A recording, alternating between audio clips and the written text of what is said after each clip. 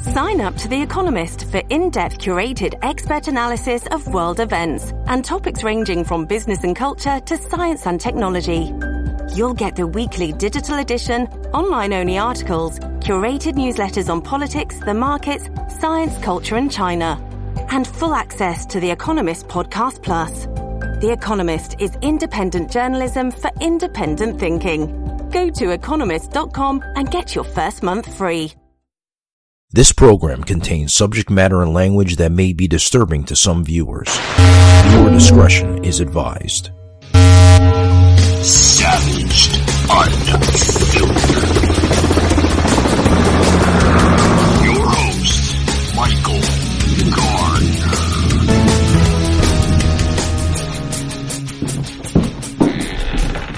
Hey, Joseph, what's up, buddy? Hey, you're not very punctual. You said 1 o'clock, then you changed it to 1:15, and That was Mackenzie. Thank you, Mackenzie. So Mackenzie, she's not on the call today. Mackenzie, sorry, Mackenzie. I didn't know that I was accidentally slamming you. I meant to just be teasing Michael. Yeah. But she could hear you bits and pieces of it. There's a little partition wall between us. But yeah. Anyway, how's your week? Your week going? I almost said weekend, but how's your week going? Oh, okay. That's Mondays, good. Even though I don't work, Mondays are still Mondays. Yeah, I hear you. But Joseph, yeah, we're going to start here. I just want to, first of all, foremost, guys, I want to thank everybody that tuned out over the weekend, guys. I had another podcaster, a fellow podcaster on the show. Thank you very much. Hat tip to the Preacher Man, David Frazier, known as the Preacher Man, from his show Frazier Chronicles out of Indian Trail, North Carolina. So thank you very much, guys. Please, hit that like and follow button and check out some of his podcast episodes. Tremendous individual. So thank you very much, the Preacher Man, for being on the show, and I hope to have him back on the show. It was a great conversation. Joseph, I want to get into some detail here with you. With stuff that's going on.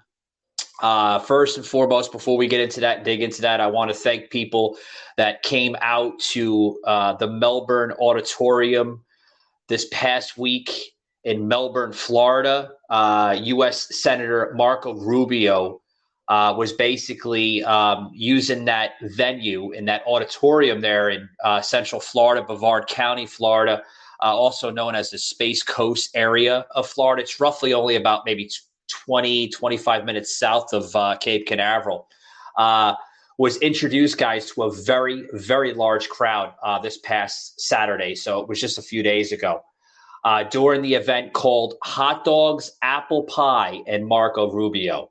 So thank you for those who attended. I attended personally. I got some pictures that I will be posting on social media, on Instagram, Facebook, and we're going to do like a little video kind of plug-in on TikTok, because TikTok is mainly video, but we will put, a picture in there with, some added graphics or video or whatever. But Joseph, I just wanted to make that announcement. Joseph, I want to get into detail with you, buddy, of just what the hell is going on with Flip Flop Joe, We're going to hell in a handbasket. But before we get that, I like to interject humor. So first, let me say, us older folks might hear Frasier and think it's a Cheers spinoff. And The other thing is, when you mention the Space Coast, it might actually think it's because Kevin Spacey lives there, which of course it has nothing to do with. No. And I can't pass on the bad puns, and just a little bit of my usual lame humor there to start us off. I hear you, Joseph. If there was an Emmy or a Grammy for best humor of booksellers or book authors, I think you would be the nominee for that category. Well, like I always say, as serious as the shit is, We've got to keep a sense of humor, which is why in Terror Strikes Coming Soon to a City Near You, there's a comic relief chapter in that very serious book. Otherwise, we will be curled in a corner in a fetal position, crying all the time. Sure, absolutely, absolutely. And what did you think of? I don't know if you heard though, but this speech is just fairly new in the media. Joe Biden now proclaiming that COVID, the pandemic, is officially over, but we still have to worry about COVID-19. Well, it has been a very long road, but some promising news last night about the COVID pandemic. President Biden saying that while there's still work to do, he believes the pandemic is over. Yeah, I saw that. It's his usual mixed messaging, and I'm sure it's something that, most of his far left loon cabinet didn't appreciate him admitting that the Wuhan hysteria has long actually been over, because they don't want that messaging, because they're going to want to cheat in 2022 again. And so now they'll have to create a new virus hysteria rather than being able to say, oh, there's a resurgence of Wuhan and we got to shut everybody down again and mail everybody ballots again. They'll need a new excuse. So I'm sure, the Buttigieg and our former idiot governor, Jennifer Granholm, who is the Department of Energy head, who has no knowledge whatsoever on energy, and all the other cabinet members are all chosen for their left-wing loonyism and identity politics, like savaged, unfiltered. Especially we see the idiot Karine Jean-Pierre, who was chosen to check a black female lesbian 3 boxes. Yeah. She doesn't know anything.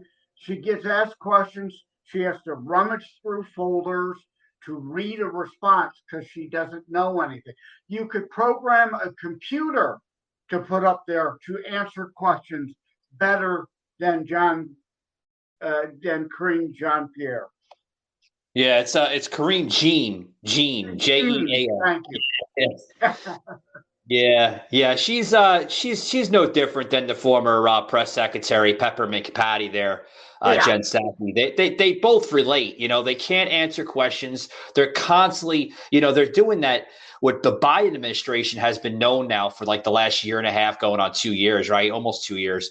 With the flip-flop scenario, they're asking questions and then they're going into some type of stupid rhetoric that doesn't make sense. It has nothing to do with the question. Yeah, I disagree just a tad. I think Psaki, or Psaki, however you want to pronounce it, had the brain capacity for the job. It's just that she was called upon to defend the indefensible all the time. And she had to spin, of course, all the bad policy. So I think she was ready for, like Ducey, who is about the only one in the room that asks any serious questions. She was prepared for them. She just had nothing intelligent to be able to say in response. Yeah, I seen that. And this question actually, it's interesting. This question was asked by me, or to me, excuse me. Folks, I want to apologize. I missed my morning coffee this morning, so my wording might be off a little bit, Joseph. So I do apologize. Yeah, but, I gave up coffee decades ago, so my fog. I don't know what other excuse there would be for. Joseph, I can't live without it. But this question came up to me just the other day, and I'm not going to label this goon, this buffoon out there for publicity. But there was another podcast episode. I sent it to you off the air, Joseph, where he kind of gave me a question or asked me a question, excuse me, relating to what we're talking about, and I'm like, all right, you're now asking questions over and over and over. Are you expecting a different answer? I'm thinking I didn't say that, but he was just going on and on and on. Again, another washed up radio personality just looking for relevancy. You know what I mean? Just looking for viewpoints and ratings. It's terrible how these people will just do anything, Joseph, just to stay on the radio. You know what I mean? Mm-hmm. Like you were. So your stuff was way more. Person. Your stuff You're was a way more. podcast host, buddy.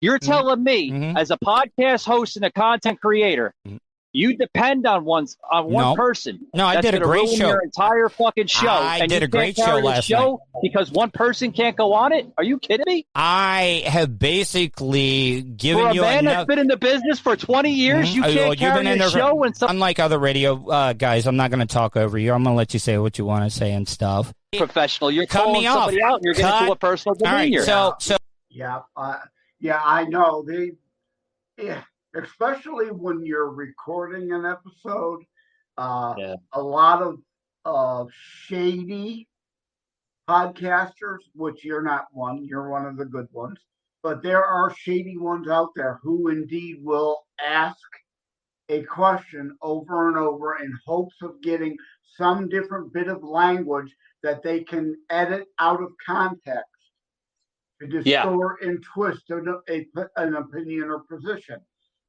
Yeah, they're known for that. I mean, you look at like the bigwigs, right? Like, there was a couple of, big talk radio shows back in the day in the 80s and 90s, man, where they went into that rhetoric and they would look for that one pitch and they're like, all right, he's going to fold. The guest is going to fold. The caller is going to fold. And then boom, we're just going to edit something in real quick.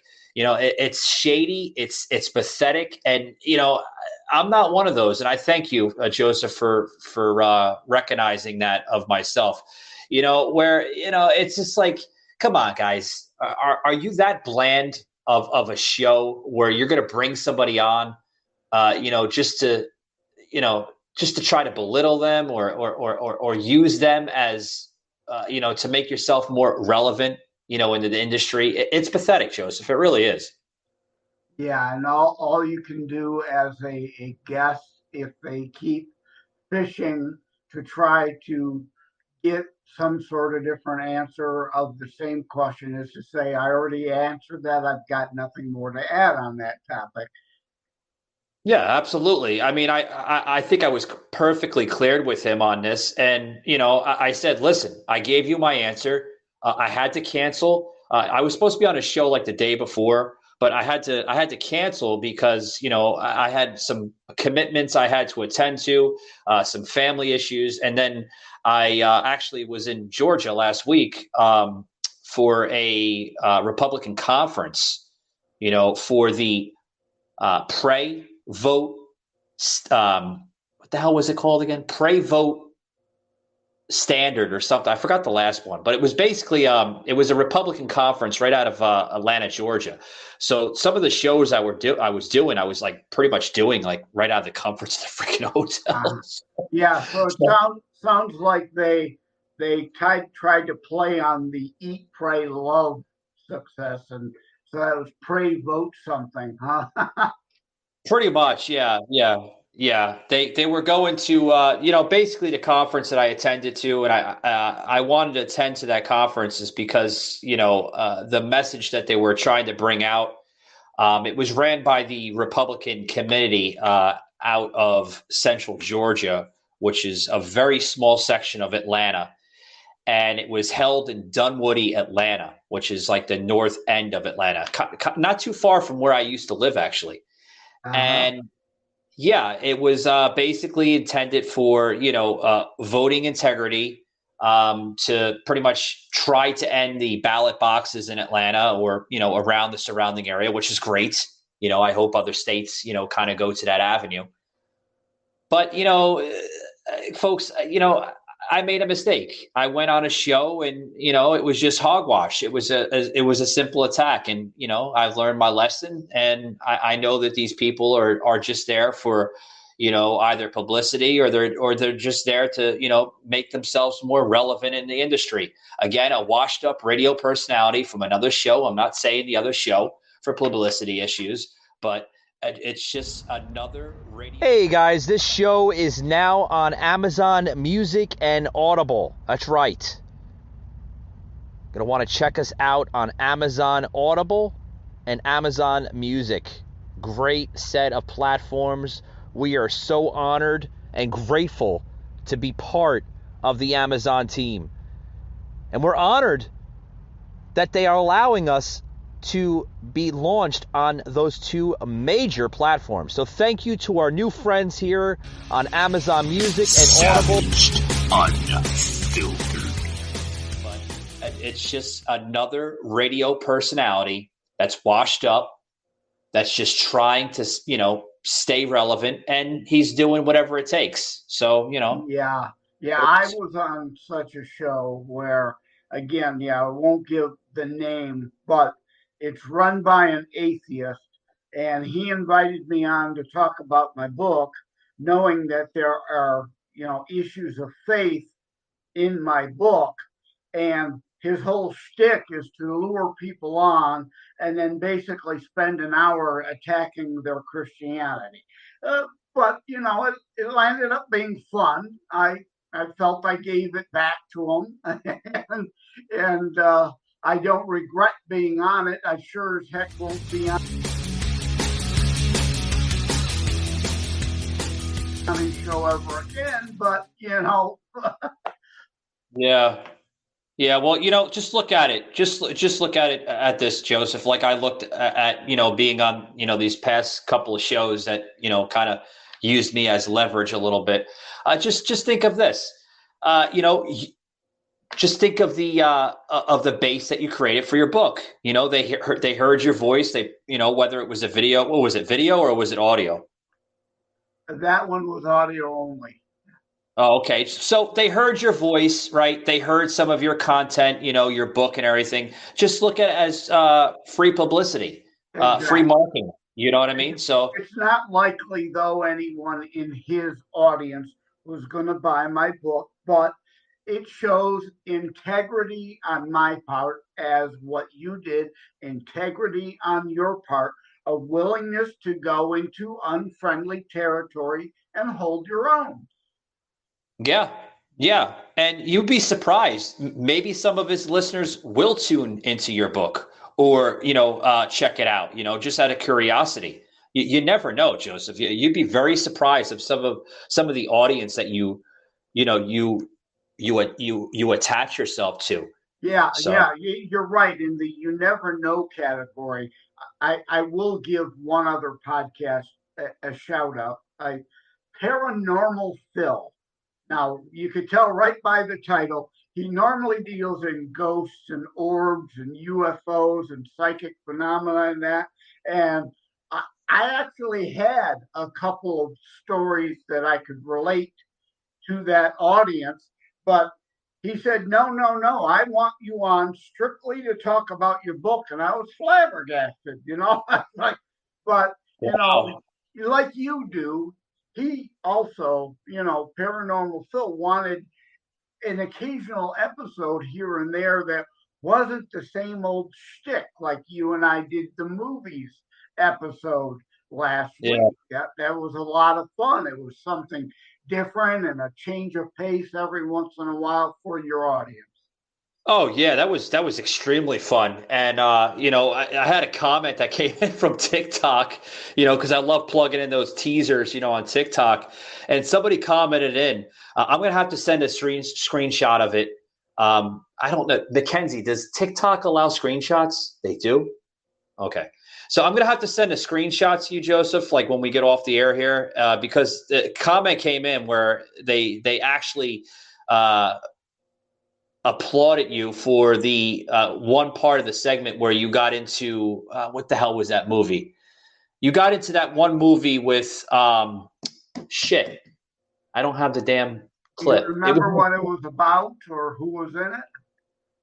We were talking about that one. Remember that one clip we were talking about with the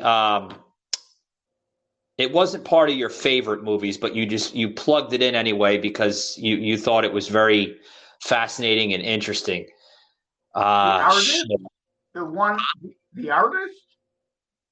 The artist, right? Yeah. Yeah, where it is part black and white and silent and part in color and a talkie because, yeah, people, certainly the younger generations, have never seen a silent movie in their life and they lack any historical perspective.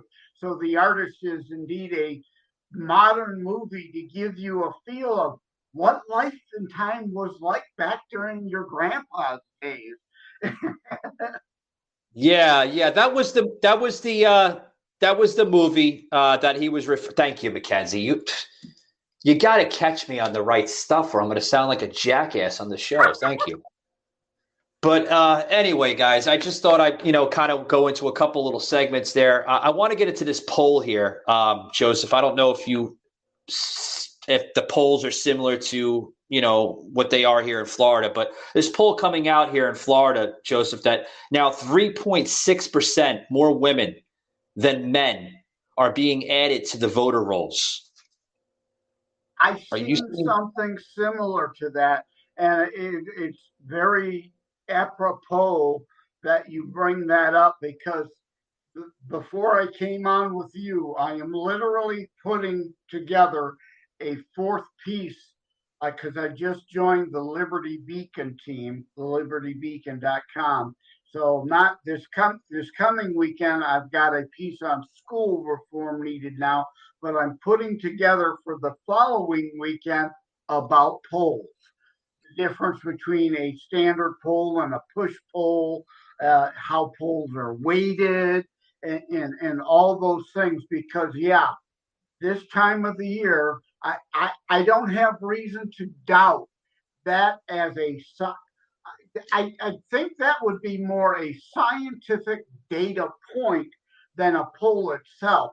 But that does mean, if true, pollsters need to weight their polls a bit more towards the female. And again, I'll, not something like the first weekend in October on the Liberty Beacon, I'll have it and I go into this, the weighting of the polls between Democrats, independents, and Republicans, male and female, all those things. So polls are only as accurate as the predictive, the expected turnout. If they can judge that correctly, a poll is good. And I'm going to state in my article on the Liberty Beacon that the Trafalgar Group seems to be the only ones that get it right of late. They seem to be an honest polling group. Their reputation matters versus a lot of the others polling right now. They purposefully weight them to Democrats because they are attempting to form opinion and shape the next election rather than honestly report. And then as elections get closer, even the fake pollsters then start to try to be more realistic so that they, don't completely destroy their reputation. But these polls, you can't really trust them at this time, except for, like I say, the Trafalgar Group. I watch them, and Zogby used to be really good too, but I don't ever hear from them anymore. Yeah, well, this was actually through the US Today Florida Network data analysis. So it was actually they're talking scientific, real data. They're looking at the actual registrations at the Secretary of State's office. So that I have no reason to doubt what you're saying about 3.6 more women than men registering now. And that's because those women, you can almost most assuredly guess, are all pro-abortion women and upset about the Dobbs case, or they previously would have been registered voters? Well, Joseph, this is this is obviously in Florida, and this is obviously after the Roe v. Wade. Most of this is coming from. Are you familiar with the League of Women? It's some type of organization. Yeah, League of Women Voters. Yeah, they often arrange debates in various states. Yes. Yeah, well, this is coming mostly of the Democratic-run areas and cities here in Florida, which are West Palm Beach. Now, Palm Beach is more, leaning,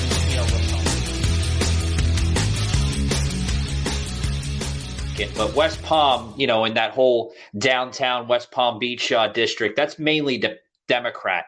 So you're seeing a lot of this 3.6, percentage rate in Florida and Democratic-run cities. Yeah, that lends even more credence to what my speculation is, that it is indeed all pro-baby killer first-time voters because of the Dobbs decision overturning Roe v. Wade, and the left trying to turn this election into that issue only, whereas we have to make sure we harp on the economy with prices, just soaring out of control. How can you go to the grocery store on any regular basis and think abortion is somehow the main issue? And again, abortion has not been overturned. It is not illegal. It is legal still in a majority of states. It's a states' rights issue now, as it always should have been. Yeah, and it's like the same issue that we're talking about now, that this goon, this buffoon I was on the show the other day, asks me the same, doesn't ask me the same question, excuse me. He asked me a question in that part of the conversation we had, which was like around like maybe 40, 45 minutes. And he says, well, Michael, do you support women, to have an abortion? I said, not unless they're, raped or if they don't consent into regular sex. Of course not. I think that's premeditated murder. And then he's like, well, so if a woman has to carry full term, because she was raped and this and that, that's okay. I said, that's not, dude, you're talking about entirely different, fucking scenario. You're talking about a woman that does not consent to regular, sexual transmission. Yeah. She's not consenting to it. It's out of her will. Is there something that we're missing here? I was pretty much, throwing at him. And it's just, go ahead, Joe. Exactly. This, again, is indicative of how the left operates. It's all lies and spin. They try to maintain that abortion is about rape, incest, or the life of the mother. Well, modern technology and healthcare has come to the point where the life of the mother excuse is nil, next to nil. And it is the same with rape and incest. The amount of life, rape, and incest all amount to less than 1% of all abortion. So, hey, I'm pro-life. I want no exceptions. But you know what? I'll happily agree to the life and rape and incest exceptions, because that will save millions of babies' lives. That will save 99% of current abortions that are clearly just elective, selective. I just don't feel like having a baby now. Excuses. And that's not even an excuse, because birth control, there are so many forms of pill or physical birth control, more than there's ever been on the history of this planet available. And you can even get those things free from some places. So there's no excuse. And then, out of paranoia, I would even concede and allow for the day after pill, which many still say, the fertilization happened, so conception has happened, and that is still killing. But I would even go so far as to say, okay, rape and incest. You've got the morning after pill. You can take that up to a couple of weeks after the sex. There is no excuse to kill a child once you know an actually formed child is in the womb. Oh, yeah, absolutely. I agree. I mean, what it boils down to, folks, is if you want to ask my personal opinion, where I wouldn't mind my tax-paying money, folks, going to what Joseph had just mentioned, Planned Parenthood centers where there's more funding going into, birth control and, companies that produce and manufacture condoms and stuff like that. I would not have a problem if this so-called administration would come out with an agenda like that, which I highly fucking doubt. But, I want to talk about something here that we're on this subject here, and then I'm going to move on. That, Florida, Joseph, has seen a boost in women registering since the Supreme Court's Dobbs versus Jackson, right, Women's Health Organization decision back in June 24, excuse me, folks, which overturned its 1973 Roe v. Wade ruling. So this is a first. This is a first boost for the state of Florida. So it's pretty impressive, I guess, in some ways of it. But which raises the question, though, because I've said this on other shows. I'm pretty sure I've not said it on yours, though. 40% of Christians, and this is not to make it just about Christians, but I know the stat on Christians, people of faith in general, all right? 40% of politicians prospered, the establishment protected itself, but not the citizens of our country. Their victories have not been your victories. Their triumphs have not been your triumphs. That all changes starting right here and right now. From this day forward, a new vision will govern our land. It's going to be only America first, by American and hire American. No challenge can match the heart and fight and spirit of America. We will not fail. Our country will thrive and prosper again.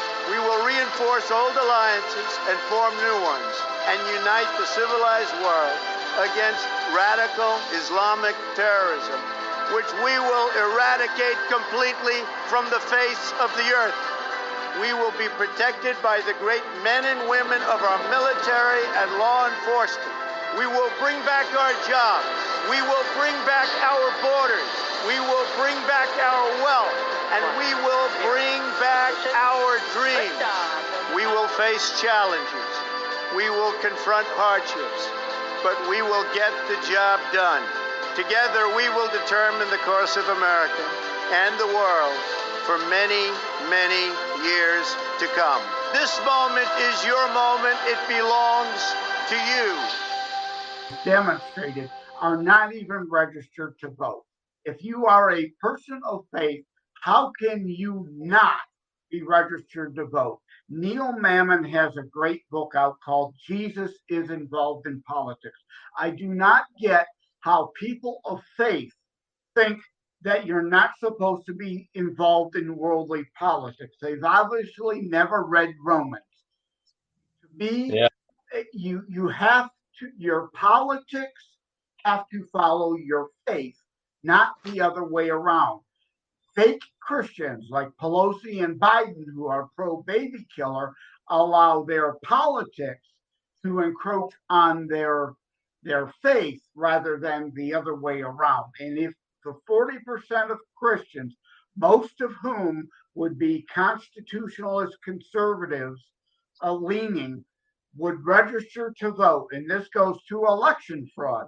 If they all registered and voted, if you all got off your ass, if you're one of those people and voted, they could not even cheat enough to defeat us. Purple states would be red states overnight, and many blue states would become purple states. Yeah, I think you mentioned that one time on my show, but you just went to another alternative conversation about it pretty much. So yeah. Oh, by the way, thank you, Mackenzie. Mackenzie just gave me a cup of coffee. She said I needed it. So thank you. Yeah. But we were Joseph. Remember when we were talking about this not too long ago with extremism? I think that was like a couple episodes back. Yeah, that was a very good episode too. People need to go back to listen to the extremism episode, the Biden and Democrats deflections episode, and again, for a bit of a change of pace and fun, the movies episode. Oh yeah, that was a damn good episode. But there was an article here I was reading because I love this Florida Today newspaper. It's tremendous.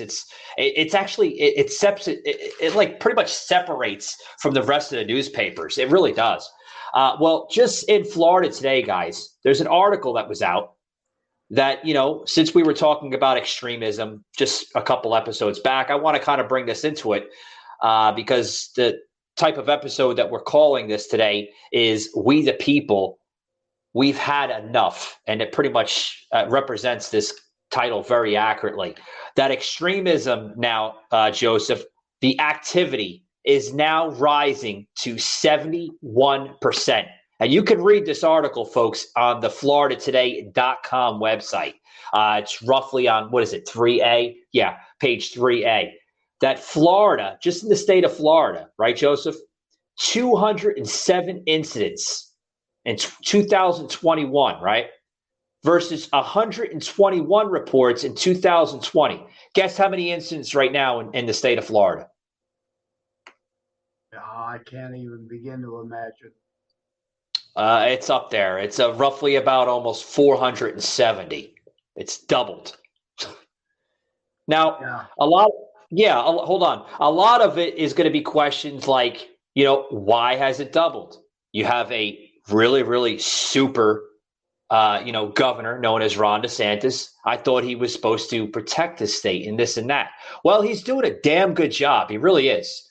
But he is being challenged by a lot of Democratic-run cities that are literally not doing a damn thing about it. Oh, exactly right. I mean, the reddest of states have blue cities. I mean, you can look at Texas, right? Houston and Dallas are deep blue cities. Michigan is a purplish state. We go back and forth in the governor's office and that seemingly every 8 years between Democrat and Republican. The majority of Michigan is red, but you have deep blue Detroit and Lansing and Pontiac and Flint and Saginaw, who then can overwhelm the vote of the rest of the state. These deep blue cities are dragging our red states down. And here again, the left loves to twist things. They like to say that the biggest the higher amounts of welfare are in red states. That is, of course, manipulating the data. As the saying goes, lies, damn lies, and statistics. If you drill down on a county level, which is what you should do, or you can't really necessarily do a city even, because even some small cities can be heavily Democratic. But if you look at a county level, like the Wayne County in Michigan, which is Detroit, you look at a county level, and those are blue counties that have the highest handout rates because they're deep blue run. Well, Joseph, did you hear this this latest statement that was made by California's governor, Gavin Newsom? He's literally not only is he making hateful rhetoric and stupid nonsense, he just said not too long ago, I think it was like the other day. Yeah, it was the other day. He is now calling the state of Texas and the state of Florida, right? He's attacking Florida and Texas and saying that these states are home to neo-Nazi and white supremacist groups. And then, get this, I know you're getting a chuckle. He's also saying that it's been reported that the state of Florida is home to an extensive, interconnected network of extremist groups that collaborate in planning and carrying out propaganda distribution campaigns, banner drops, and in-person demonstrations. Yeah, well, again, this is the deflection from the left, like we discussed during the deflection episode. It's more deflection. Cry racism, try to point out, the boogeyman of neo-Nazis and white supremacists. Are there some? Absolutely, positively, but they are such a small portion. If there's anybody in this audience that happens to be black, who's a bigger threat to you, a neo-Nazi or the Biden administration destroying your paycheck and your 401k? Who is a greater threat to you? I mean, this is not the 1950s. Let's be real. Well, according to Joe Biden, the job market is strong. It's at a 50-year high, he said. Yeah, well, again, they like this is the damn lies statistics over again. Under the Obama administration, they did the same baloney. They destroyed the economy. They changed the definition by which they measured the unemployment rate. So unemployment is still low. Yeah, based on the false methodology you use to report it versus how it always used to be reported. So the only thing that matters today is the labor participation rate. And guess what? We are at the lowest recorded labor participation rate in the history of our nation, even lower than Obama's record low labor participation rate. Yeah, Joseph, I actually seen that this morning. There's it's bad. It's not good. That's all the left has. Spin everything. Lies and distortions and deflections. The whole shout racism thing, like you brought up. Neo-Nazis are the greatest threat to America. Oh, give me a break. I wrote the definitive book on terrorism of our time. And again, that's not...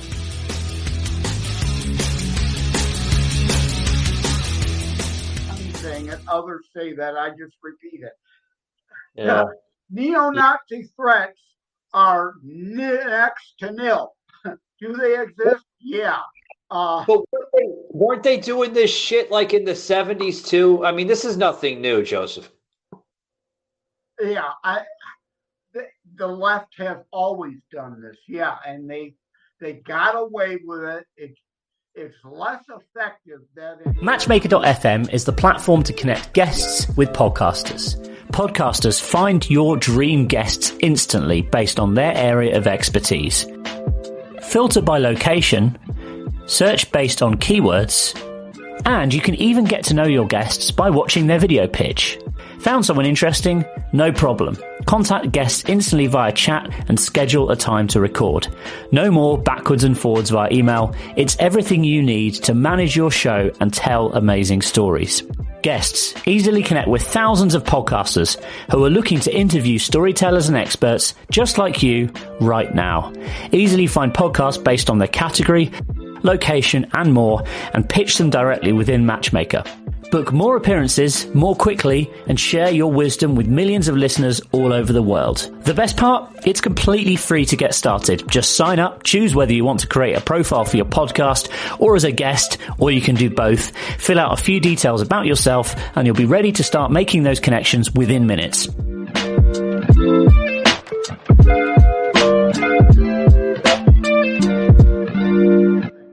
said by the left about it.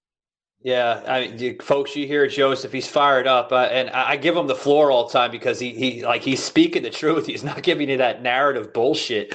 Speaking of narrative bullshit, I was just happened to be in downtown Orlando just the other day, and I'm coming out of not Starbucks. I'm coming out of what's that, Joseph? Did you pick up a set of Mickey Mouse ears? No. No, I don't support that woke company because they went total woke. It's crazy. You can't even go to Disney World right now without seeing rainbow colors all over the fucking place. Yeah. But anyway, I happened to come out of this coffee shop, not Starbucks, not Einstein Bagels. It was just a very local, coffee shop. Because I love the local business, especially in Orlando. There's a lot of awesome local companies. Supporting small business. We've discussed that before. I joked about it in another episode when you had an ad for a local restaurant or something, and I was joking with you about whether you're becoming the My Pillow guy. But no, seriously, we got to support local businesses. Mike Lindell won't sell through his My Store. Hello, I'm Mike Lindell, inventor. But we've got to support small business owners. Yeah, and what they're doing to my Pillow guy, Mike Lindell, is terrible. But listen that's to a whole other thing, right? But Orlando, you were sorry, I've interrupted you several times now. You do it a lot, but I forgive you. But anyway, I'm coming out of this coffee shop, and I hear this woman, carrying out a conversation, and I somewhat, accidentally, eavesdrop a little bit on the conversation, which I think we all do today. And she's talking about these narrative points that, mainly liberal companies such as Politico and, other companies are putting out this garbage of articles, and she's telling me, Mackenzie, fourth cup, please. Thank you. she's telling the other person that she's talking to about it. That, you got to listen to what Political's now saying, that Donald Trump is upset that these FBI agents walk through his bedroom with their shoes on. And then she laughs and chuckles. What difference does it make? I'm thinking to myself, well, would you want FBI agents storming through your fucking house with their nasty, dirty boots on? Again, that's part of the deflection. Saul Alinsky. People, if you've not read Rules for Radicals by Saul Alinsky, who is heralded by all the left-wing loons about identify a target, polarize, demonize, attack that target. Not about issues, personal ad hominem attacks. The person didn't talk about, obviously, the unconstitutional violation of his rights. Yeah. It was about whether or not he's upset they were wearing shoes. My very luxurious and enjoyable life. I had such a nice life. Oh, yeah. Now they want to say, let's go get this guy. They've been trying for 6 years. They haven't made it. We're not going to let it happen. We're not going to let it happen. But I left a life of luxury, an enjoyable life. I mean, it was incredible. And I left it behind, stepped into the political arena. Thanks a lot. The radical left Democrats have been fighting tooth and nail to stop me because they know I will never be loyal to them, because I will only be loyal to you and to our country.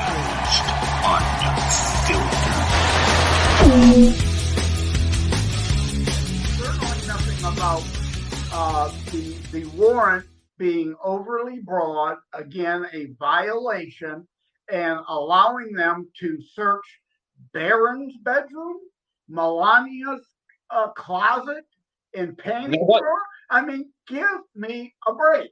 Yeah, it wasn't her closet. Going to be hidden there. Yeah, it wasn't her closet, man. It was her underwear drawer or something. Right. They said. Yeah. Yeah, but I don't know. I want to get back to this other story here with you, Joseph. What's your thoughts on obviously it's a big freaking headliner now in the news, where Mega Governor Ron DeSantis is literally, he had enough of these illegal immigrants, and we just sent two This is a private massive jets. policy failure by the president. This is a massive and intentional policy that is causing huge amount of damage all across the country, and it's all rooted in a failure to take care that the laws are faithfully executed and to fulfill his oath of office. And so instead of scrambling and worrying about a bunch of rich people and having 50, and oh, by the way, they already bust them out. They're gone. They said we want everyone. No one's illegal, and they're gone within 48 hours. Oh, that was great. That was great. Yeah, I was on Truth Social a little bit ago before the show, and someone created a mock company logo for DeSantis Air Charters. Absolutely hilarious. We now need a logo too for the Abbott Ground Bus Transport Company. And I want either DeSantis or Abbott to send some illegals to the home, like was it DeSantis or Abbott? I don't remember what. Sent them to Vice President Kamala Harris's home. Look at my bus! Oh my God, I love it! Martha's Vineyard. Send some to Gretchen Whitler of Michigan, governor's home, and Debbie Stabenow, our senator, to help us defeat those hypocrites. We need more of it. We need them to ship some to Philadelphia and Pittsburgh to confront Uncle Festerman. Now, I'm no fan of Dr. Oz. I think he's an Oprah boy still. He still says she's a good friend and a trusted advisor. Well, any advice Oprah gives you, you should do the opposite. But is he better than Uncle Festerman? Without a question. I would vote encouraging Pet Rock over the fascocrat. Democrats going absolutely ballistic after getting just a small sample of the border crisis. President Biden and blue states ramping up their attacks against Republican governors who've been relocating migrants to proud sanctuary enclaves. Ron DeSantis sending 2 flights of migrants to Obama's favorite vacation spot. John Fetterman. Yeah, they're going after everybody, including Kid Rock, for making his political music. They're like, oh, he's such a mean guy and everything else. Did you hear AOC the other day? Delusional AOC. She says, why is Ron DeSantis, Greg Abbott, and even Alabama's Kay Ivey sending all these immigrants to our areas and this and that? This is such. This is not American. They're anti-American. This is not right. This is not right. Oh, it's not right. What happens then? Joe Biden then makes a statement. Get this, folks. Joe Biden makes a statement and says that, all of the migrants were safely deported out of Martha's Vineyard. How long did it take them to do that, Joseph? Less than 48 hours. Yeah. 48 hours.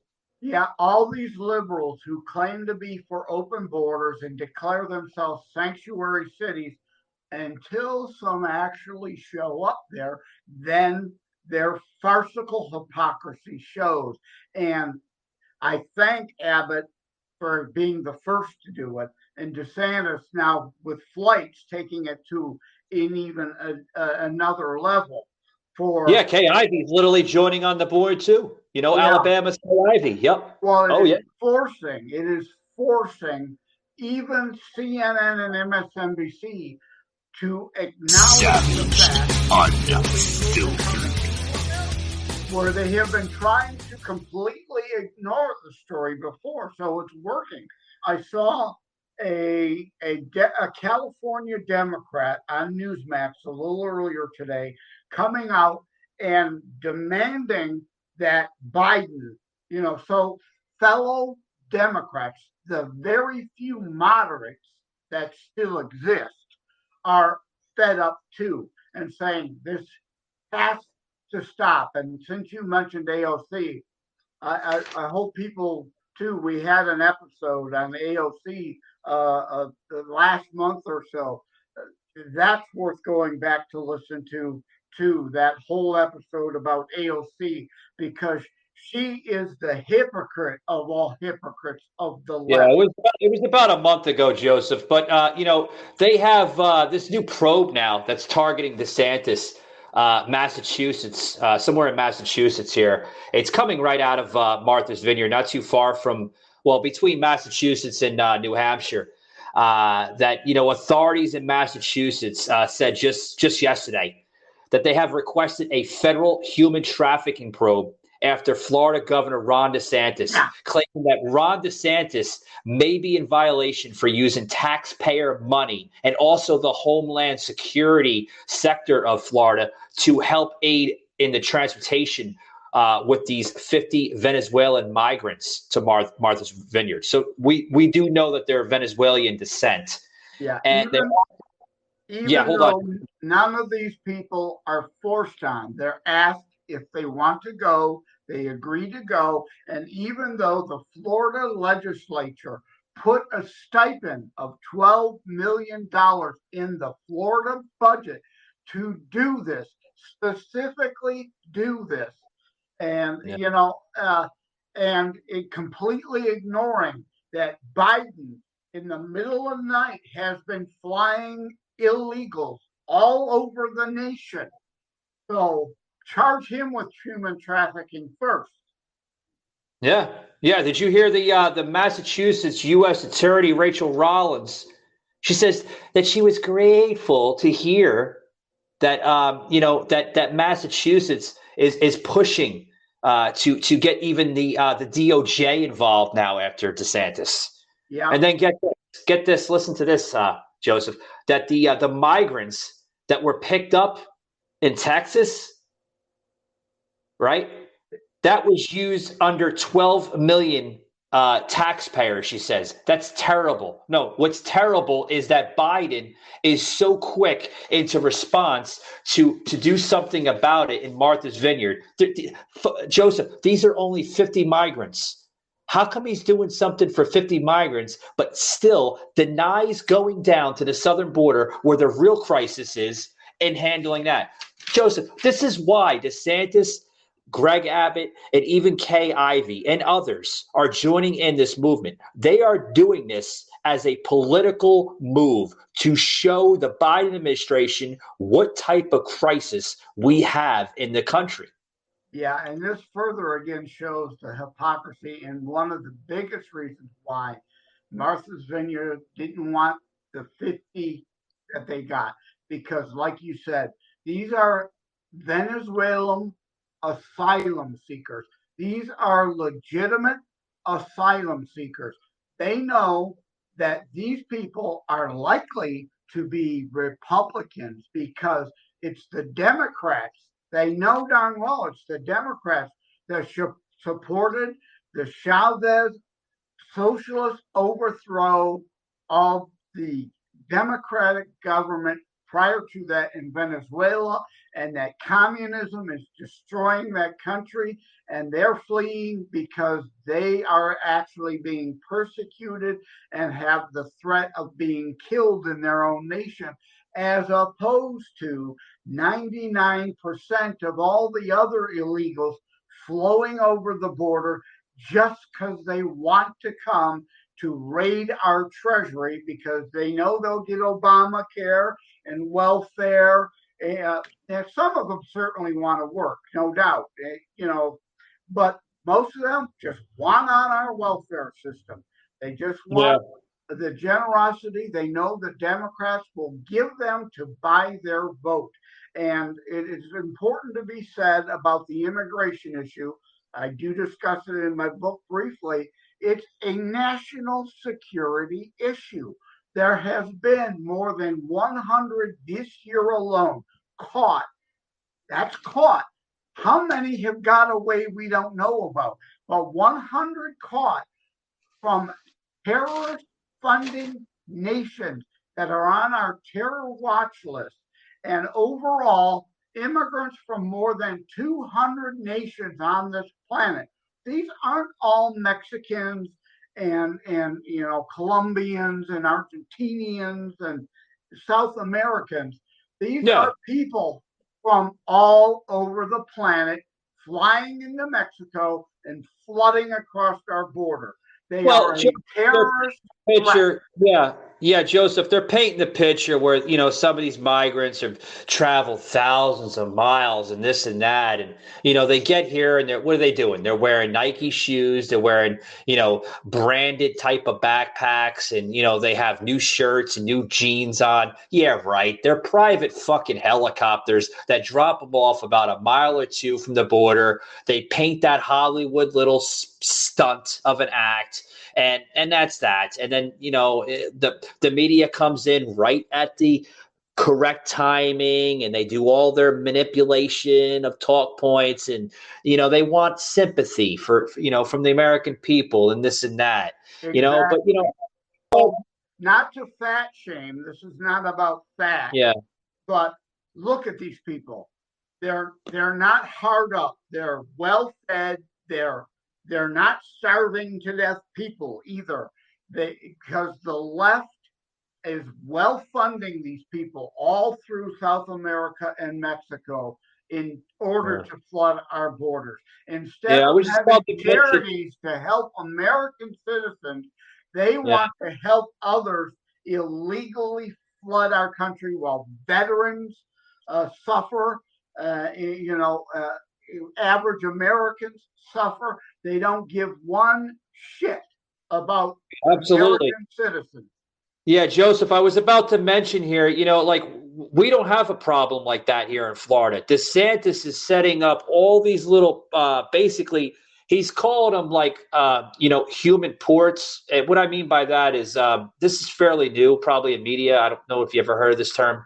It's human ports. Basically, what I mean by that is there's other wording for it, but we're just going to use human ports because that's what I've been hearing lately, where he's setting up a bunch of Homeland Security agents and Border Patrol agents all over the state of Florida, which, he's getting attacked from the Democrats too and the radical left saying that, he doesn't have a heart and he's anti-American and this and that. But he's protecting our state. And, he is actually doing what he was elected to do. So you have all over the state of Florida, all these basic, men and women that are placed in, high place areas, danger zones of what they call them sometimes, where you would actually see like these little banana boats, that may be offensive to some people, but that's what they're called. They're called banana boats. These little homemade rafts that come in mainly sometimes in the Keys or Miami or Fort Lauderdale, usually down in South Florida, not so much in North Florida, but South Florida. So he has a lot around like South Florida, around the Keys, Sarasota, Fort Myers, areas like that, Miami. And, that's what he's doing. He's protecting it. He's like, what, if Biden doesn't want to, put more high interest in our border issue, we have a humanitarian crisis right now, folks, in this country. And it's terrible. Not only do we have a humanitarian crisis, we have a fentanyl crisis. There is more fentanyl coming to this country more than ever, and it's outrageous. Yeah, Florida is different and unique in that, and because Cuba being there, Cuban refugees are again act like Venezuelans, generally real asylum seekers under the point and purpose and intent of our asylum laws, escaping actual persecution. And Cuba, again, another situation. The American left props up that communist government. They go there, they vacation there, they support the Cuban Communist Party and uphold that. It would have collapsed long ago, because when the Soviet Union collapsed, they stopped funding Cuba, but the American leftists came into this, to the rescue to help keep Cuba communist, or it would have collapsed and became a free state, a free country again long ago, if not for the American left. Yeah. We're on this issue here. We're going to close it up here. I got to make a couple announcements before we close it up, but I want to get into this just really, really quick, brief part of the show since we're on this this topic of human trafficking and just everything. Florida now is coming out with a program now, Joseph, where they're calling it a secret blacklist, and this is to keep tabs on motorists. Now, experts are saying that data effort maybe threaten civil liberties and such, but this is where they're going at with this, folks. And you may agree with it or you may not. It's up to you. I agree with it.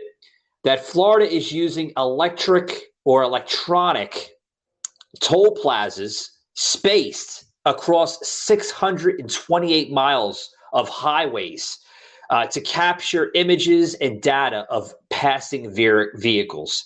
Now, this was introduced roughly about a few months ago, and you could see these cameras at toll plazas, where before they would just, take a picture of your license plate, where they would get the violator that wouldn't pay the toll. Now, Joseph, they have more pictures, mainly on like large area, such as, I-95 on the east coast of Florida, the other major expressways on the West Coast. And then, we have that roadway that goes from the West Coast of Florida over to Miami, which is also known as Alligator Alley. Okay. All over Florida, we have all these new cameras going up. They're using it to keep tabs of just who the hell is on our highways, because this term was used in the 70s. I think it was even used back in the 50s and 60s, where they would say, highways were basically the breeding ground of human trafficking. Have you ever heard that term before, Joseph? Yeah, and this gets into touchy territory because the Supreme Court has indeed ruled you have no expectation of privacy in public places. So they can surveil. That's why there are cameras everywhere in public. But actually taking a photo and attempting to charge you with something is likely a violation of due process. You can't just surveil in hopes of catching a crime. You are innocent until proven guilty, and they can't just, it's an issue here in Michigan. Some want to put cameras in construction zones on the freeways to catch speeders, to keep the speed down to like 35 or 45 in construction zones. Well, that's assuming you're behind the wheel of your vehicle. You can't. Yeah, but don't you think, I know it might be evasion of privacy and everything else. I see where people might be going with it, but don't you think that, this program that's being rolled out, now in Florida, and I know parts of California are using a similar system, but don't you think that, by using this may, have police officers and regular law enforcement, state troopers and such, don't you think that it may be easier for these agencies to pretty much catch the bad guys and put them where they belong? Oh, absolutely. But again, it's rather problematic. Where does our rights as citizens end in the pursuit of catching bad guys? It's like the Patriot Act, right? Yeah. The Patriot Act was about catching foreign bad guys. It's turned on its head, and it's used to surveil and trump up charges against United States citizens now. It has to go. It has to be completely reworked or completely scrapped to protect U.S. citizens' rights. So, yeah, there's that fine line. But like Franklin said, those who give up liberty and savaged, unfiltered. The pursuit of security deserve neither. Yeah. Well, this is actually said similar in some ways by attorney Lee Teen with the Electronic Frontier Foundation, which is a California-based nonprofit that advocates for digital privacy. Now, the attorney said this, where part of the freedom that we think we have comes from the fact that we're not being spied on and watched all the time. Also said by this Lee Teen, I think it's either Lee, I don't know who this person is specifically. I think it's a gentleman. Well, he said that for many people, they're like, nobody. Who the hell cares about me? But part of what's the case about this kind of routinies surveillance is that they don't have to care about you at first. They just collect as much data as possible, then ask who's investing stuff in that matter. I get what he's saying or she's saying in a way, but I mean, yes, invasion of privacy. But, you know, Joseph, I have to conclude here with this last segment. You know, if we don't put cameras on major expressways, right, or anywhere in any state, you're setting yourself up for more crime and more violence. There has to be surveillance and monitoring to an extent. I mean, I'm sure you would agree to that to an extent. Again, it is a fine line, and there's the saying, if you don't do anything wrong, you've got nothing to hide. Why are you worried? Well, let me answer my own question.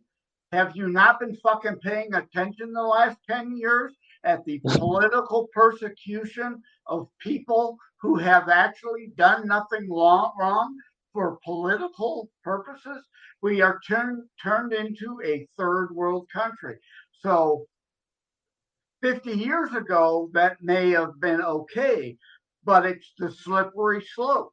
When you allow this, you give them an inch, they take 10 miles.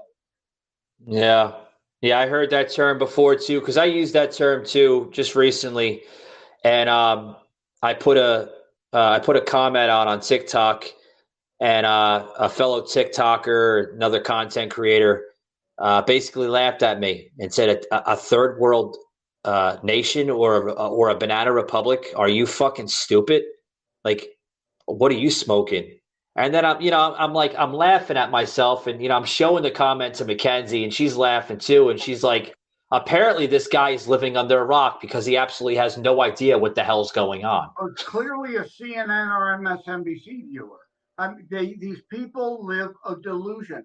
They have zero concept of what's going on around them. Everyone who has their eyes even remotely open, and I have a favorite song that I like to put on social media every once in a while from Disturbed is Open Your Eyes. It's a very patriotic but anti-government surveillance song about look around you. Stop being a lemming. You're being fed. You're a sheeple. Open your damn eyes and see what's going on around you. And it's like the old saying, first they came for the whatever, and I said nothing because I wasn't a whatever. Then they came for the so-and-sos, and I didn't say anything because I wasn't a so-and-so. And eventually they came for me, and there was nobody left to stand up for me. You know, Joseph, I think you just quoted something too. I heard that very recently by Dr. Michael Savage. So, yeah. Were the ones who needed to be put down like the mad dogs they were. Instead, the Ryans, the Bidens, the Pelosi's, and the others of their... And I did see some of that, what you were talking about on your Instagram account. I seen a video that's going way, way back, though, on your Instagram. But... yeah, good stuff. Joseph, we're going to conclude here. Believe it or not, actually, guys, I want to put this in here real quick. Actually has nothing to do with what we were talking about, but I'm going to talk about it anyway because I want to conclude on this episode. Some fun and some excitement that I've been doing lately. Joseph, I tried country line dancing the other day. Yes. Yes, I was getting ahas too. Yeah. A few months ago, I'm on the Michigan 12th Congressional District Republican Committee, and we had a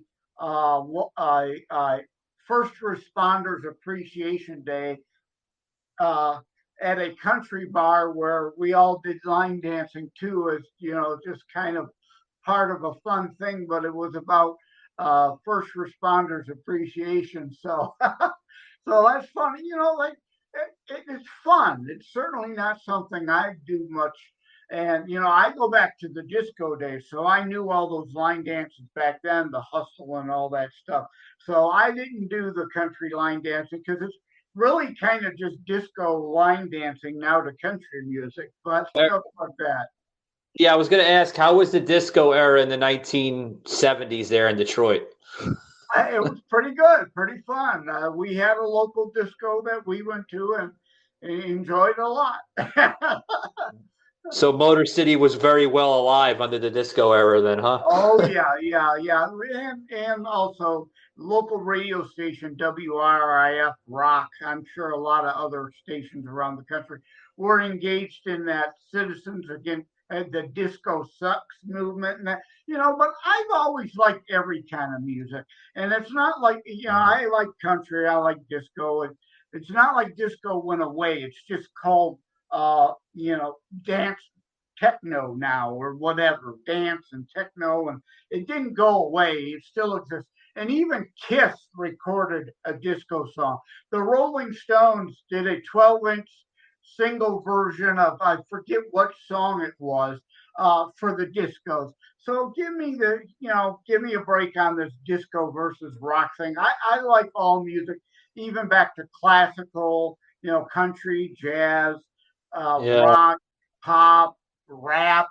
I like it all. I can appreciate it all. It all takes a degree you of talent. All of it then, yeah. Mackenzie just threw me a note, and she's like, I think Joseph just set us up for maybe possibly Wednesday. We'll do that on Wednesday or something. We'll come up with a music segment on the show. I'd love to see some of your I'd love to see some of your interest. Yeah, I can talk about my dad then, because my father was the founder and leader of the Polka Kings, because I'm, predominantly Polish. So, yeah, my dad was created and had a polka band. They have 3 albums. You can still find them, the Polka Kings.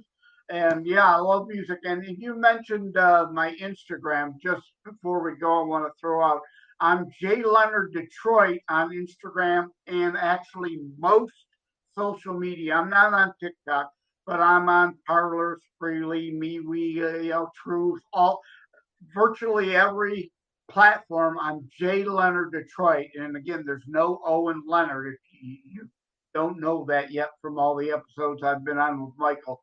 JLENARD Detroit on social media platforms.